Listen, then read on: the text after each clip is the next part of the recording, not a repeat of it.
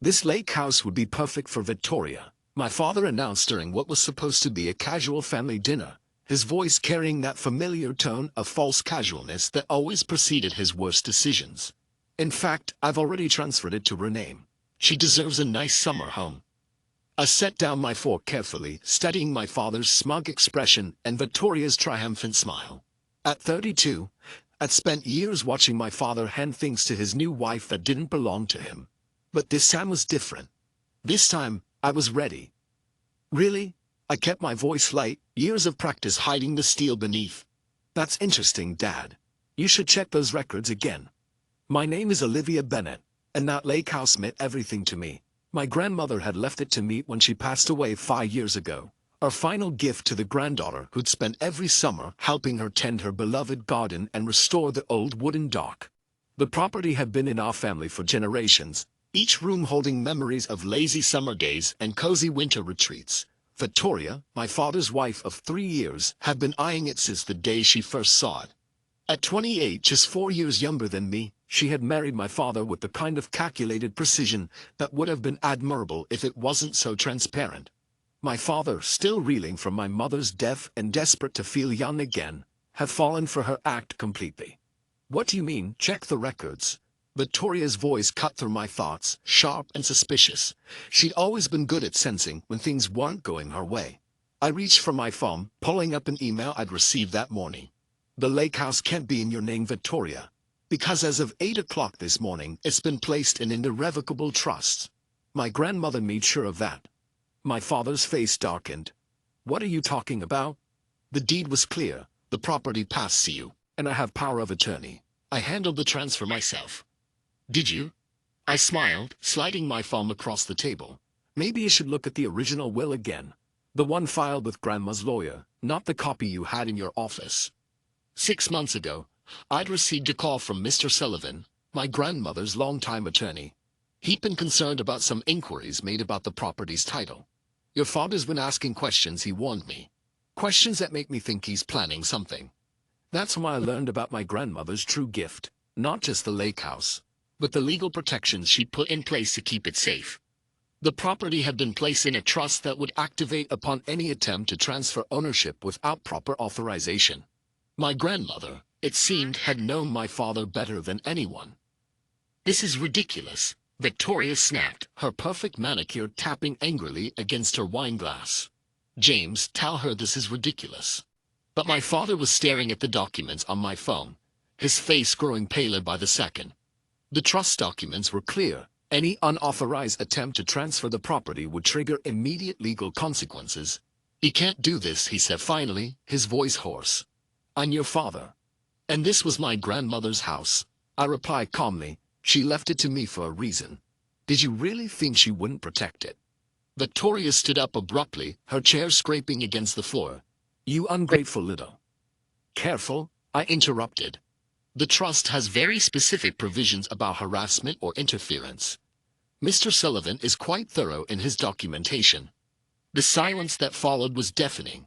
My father looked like he aged 10 years in 10 minutes, while Victoria's perfect composure had cracked completely. The renovation plans, she whispered, more to herself than to us. The contractors are starting next week. I took a sip of my water, letting the moment stretch. You'll need to cancel those. Any modifications to the property require written authorization from the trust administrator. That would be me. My father started to speak, probably to try another angle of attack, but I held up my hand. There's more. The trust includes detailed records of every attempt to access or transfer the property over the past 6 months, including some interesting conversations with real estate agents about potential buyers. That got their attention. Victoria's face went from angry red to pale white in seconds, while my father seemed to sink further into his chair. You've been trying to sell it? I asked, though I already knew the answer. Mr. Sullivan's investigation had been thorough, even before this supposed transfer to Victoria. That's interesting, considering you knew Grandma left it to me specifically because she wanted it to stay in the family. We were just exploring options. Victoria tried to backpedal, but her voice lacked conviction. For the future, you know, property values in that area are rising. I finished for her. Yes, I know. That's why the trust includes a provision preventing any sale without unanimous agreement from all beneficiaries. And since I'm the only beneficiary, the implications hung in the air. Not only had their attempt to transfer the property failed, but their broader plans to sell it for a profit were now impossible. My father finally found his voice. You don't understand, Olivia. Victoria and I, we had plans. The sale would have given us the capital to what, Dad? Fund another of Victoria's business ventures, like the boutique that mysteriously closed after 6 months, or maybe the yoga studio that never actually opened. Victoria's face flushed with anger. How dare you? James, are you going to let her talk to me like this? But my father was still staring at the trust documents, reality finally sinking in. He'd lost, not just the lake house, but the potential windfall they'd been counting on. I stood up, gathering my things. The trust administrator, that's me, will be conducting a property inspection next weekend. I'll need you to remove any personal items you've left there. After that, the security codes will be changed. You can't just... Victoria started, but I cut her off. I can, and I will. Grandma made sure of that. She saw this coming, you know. She told Mr. Sullivan that my father would try something like this eventually. That's why she set up the trust the way she did. I walked to the door, then turned back for one final point. Oh, and Dad, you might want to check your email. Mr. Sullivan sent over some interesting documentation about your use of power of attorney. He thinks there might be some irregularities worth discussing. The look on their faces as I left was something I'd remember for a long time. But this wasn't about revenge, it was about protecting what was mine, what my grandmother had entrusted to me. As I drove home that evening, I thought about all the summers spent at that lake house, helping my grandmother tend her garden and listening to her stories. She taught me more than just how to care for plants. She taught me how to stand up for myself, how to protect what mattered. Sometimes, Olivia, she told me once as we sat on the dock watching the sunset, the best defense is being prepared. People will always try to take what isn't theirs, but they can only succeed if you let them. She'd been right, as usual. And now, thanks to her foresight, the lake house would stay exactly where it belonged, in the hands of someone who truly appreciated its value. My phone buzzed with a text from Mr. Sullivan. Everything go as planned. I smiled, typing back a quick response. Exactly as Grandma would have wanted. The lake house was safe, and with it all the memories and promises it held. Sometimes, the best victories are the ones you plan for long before the battle begins. The fallout from the dinner revelation was swift and explosive. The next morning, my phone was flooded with messages, angry texts from Victoria, pleading voicemails from my father, and even a few confused inquiries from family friends who had apparently been promised use of the lake house for their summer vacations. I forwarded each message to Mr. Sullivan, adding to his already substantial documentation of their behavior. They're getting desperate, he noted during our morning call. Your father just tried to schedule an emergency meeting with me, claimed there must be some mistake in the trust documents. Was there? I asked, though I already knew the answer. Your grandmother didn't make mistakes, Olivia, especially not when it came to protecting what mattered to her. Later that afternoon, I drove out to the lake house, needing to see for myself what changes they had already made. As I pulled up the familiar gravel driveway, my heart sank. The garden my grandmother had lovingly tended for decades was partially dug up, presumably in preparation for Victoria's planned modernization. Construction materials were piled near the dock, and a large dumpster sat filled with what looked like original fixtures from the house. I was taking pictures of the damage when a car whirled up the driveway. Victoria stepped out, looking less polished than usual in her hurry to confront me. You have no right to be here, she snapped, striding toward me in her impractical heels. James and I have already paid deposits to the contractors. We have plans. I lowered my phone, making sure the photos were safely backed up to the cloud. Actually, you're the one who has no right to be here. As of this morning, the security company has been instructed to treat any unauthorized entry as trespassing. Trespassing? She laughed, but there was an edge of hysteria to it. I'm Jane's wife. This is our summer home. No, it's my property, held in a trust established by my grandmother. And those contractors you hired, they've all been notified that any work performed without proper authorization will result in legal action. Victoria's face contorted with rage. You think you're so clever, don't you? But you have no idea what you're doing. James and I had buyers lined up, wealthy buyers. This could have set us all up for life. Set you up, you mean? I corrected her. Just like you thought marrying my father would set you up. How's that working out for you? She took a step toward me, finger pointed accusingly. Everything was fine until you interfered. We had plans for this place. Plans that would have benefited everyone. Everyone except me, I said calmly. And everyone except my grandmother, who wanted this place preserved, not torn down and commercialized. Your grandmother is dead. Victoria spat. And you're living in the past, clinging to this old house like it's some kind of shrine. The words hit hard, but I kept my composure. You're right about one thing. I am preserving this place. But not just because of the past. Because of what it represents, what it can still be. Just then, another car pulled up, my father's. He got out slowly, looking older and more defeated than I ever seen him. Victoria, he called out, his voice weary. I told you not to come here. Mr. Sullivan just finished explaining everything to me. The trust is ironclad. Victoria whirled on him. You said you could handle this. You said the power of attorney meet. I was wrong. He cut her off, and for the first time, I heard real regret in his voice. About a lot of things. I watched their exchange with a strange sense of detachment. This was the moment my father had to choose, between his new wife's schemes and his daughter's inheritance. Between quick profit and lasting legacy. The contractors, Victoria pressed. The deposits will have to be forfeited, my father finished.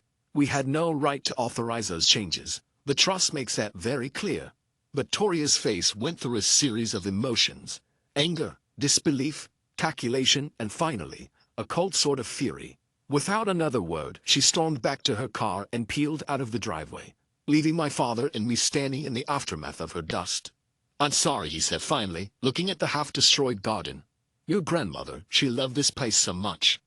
She did, I agreed. And she trusted me to protect it. Not just the house, Dad, but everything it stands for. The memories, the history, the future she imagined for it. He nodded slowly. I forgot that somewhere along the way. Got caught up in Victoria's vision of luxury renovations and profitable flips. Your mother would have been so disappointed in me. The mention of my mother, gone now for 5 years, hung heavy in the air between us. She had loved this place too, had supported my grandmother's decision to leave it to me. It's not too late, I said finally. The garden can be replanted. The fixtures in that dumpster can be salvaged. It'll take work, but it's worth saving, he finished. Just like your grandmother always said. I looked to him, really looked to him, and saw past the mistakes and poor choices to the father I remember from my childhood. The one who used to help me build sandcastles on the lake's beach, who taught me to fish off the old dock. You're welcome to help, I offered. With the restoration, if you want to. His eyes met mine, hopeful but hesitant, even after everything. The trust exists to protect the property, I said carefully, but it doesn't have to keep out family. Real family, Dad. People who understand what this place means. He looked around at the garden, the house, the lake sparkling beyond. Victoria won't like that. Victoria has a choice to make then, I replied. Just like you did. In that moment, standing amid the wreckage of my grandmother's garden, I realized that sometimes saving a place means more than just protecting its legal ownership. Sometimes it means giving people a chance to remember what really matters, to choose legacy over profit, family over facades. My father picked up a discarded garden tool. Where should we start? I smiled, thinking of all the summers spent working alongside my grandmother, in this very garden. She always said the best place to start is wherever you're standing. Together, we began the work of restoration, not just of the garden, but perhaps of something more fundamental. It wouldn't be easy. Victoria's influence still hung over my father like a shadow, and trust, once broken, takes time to rebuild. But as we worked, I could almost hear my grandmother's voice on the breeze. Sometimes, Olivia, the greatest victories aren't in winning the fight, but in what you choose to build afterward. Over the next few weeks, the true scope of Victoria and my father's planned changes to the lake house became painfully clear. While sorting through paperwork in my father's home office, I discovered architectural plans that would have completely transformed the property, turning the charming, historic lake house into a modern luxury retreat, with room for 50 guests. The contractors' invoices told an even more disturbing story. They had been hired to begin work without permits, rushing to make changes before anyone could object. The more I dug, the more evidence I found of Victoria's influence. Each modification designed to maximize profit potential, with no regard for the property's history or meaning. One evening, as I was reviewing the documents with Mr. Sullivan via video call, my father knocked on my door. He looked uncomfortable, clutching a manila envelope. "There's something else you need to see," he said, placing the envelope on my desk. Victoria, she had plans beyond just renovating the house. Inside were marketing materials for Lake Victoria Resort and Spa, complete with renderings showing my grandmother's beloved home transformed into something unrecognizable. The garden would have become a parking lot, the old dock replaced by a modern marina. She had investors lined up, my father admitted, his voice heavy with shame. That's why she was so confident about the transfer. They were ready to begin construction as soon as the property changed hands. I felt physically ill looking at the glossy brochures. "And you agreed to this?" He sat down heavily in the chair across from me. "She made it sound so reasonable. Said we were foolish to let such valuable property sit unused most of the year. Called it unlocking its potential." Unused? I couldn't keep the edge from my voice. "Dad, I use this house. I maintain it. I share it with family and friends. Just because we're not charging $500 a night doesn't mean it's going to waste." Before he could respond, my phone buzzed with a text from Victoria. "Your precious lake house won't stay yours forever. Everyone has a price." I shot the message to my father. His face fell further. "She's been like this since you revealed the trust," he said. Angry, calculating. "This isn't the woman I married." "Or maybe it is," I suggested gently. "Maybe this is exactly who she's always been, and you're just finally seeing it." The next day, Mr. Sullivan called with news that confirmed my suspicions. His investigation had uncovered a pattern of similar schemes in Victoria's past. Failed resort developments, property flips that left investors high and dry, businesses that collapse under suspicious circumstances. "She's done this before," he explained. "Finds wealthy older men, gains their trust, then uses their assets and connections for her real estate ventures. When things go south, she moves on."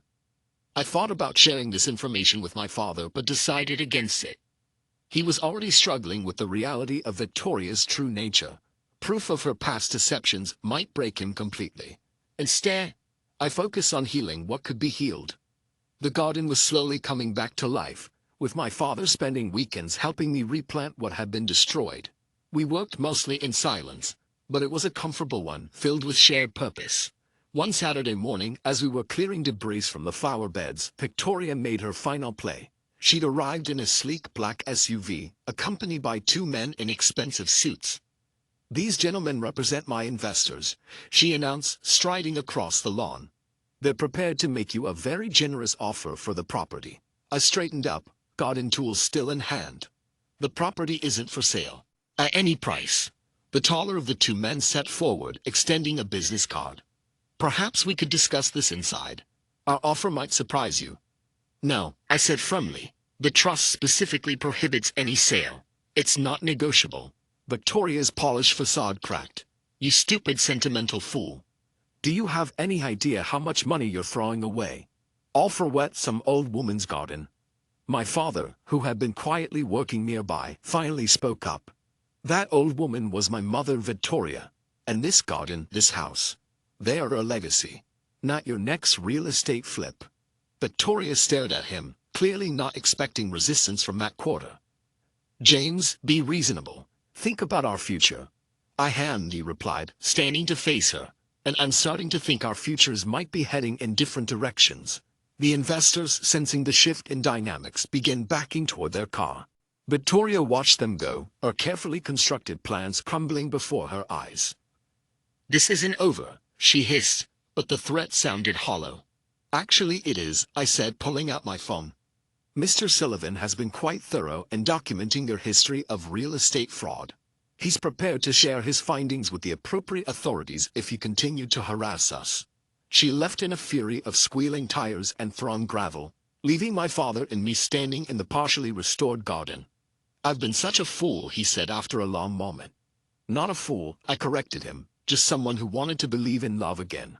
There's nothing wrong with that." He looked around at the garden, at the evidence of our shared work. "Your grandmother would be proud of you, not just for protecting the property, but for how you did it. With strength, but also with grace. I picked up my gardening tools, returning to the task at hand. She'd be proud of you too, Dad, for finding your way back. As we worked side by side in the late summer sunshine, I thought about everything that had happened. Victoria had tried to turn this place of memories and meaning into just another soulless resort. She had nearly succeeded, not through force, but through manipulation and false promises. But my grandmother had seen it coming. She'd known that the true value of the lake house wasn't in its potential sale price or development opportunities.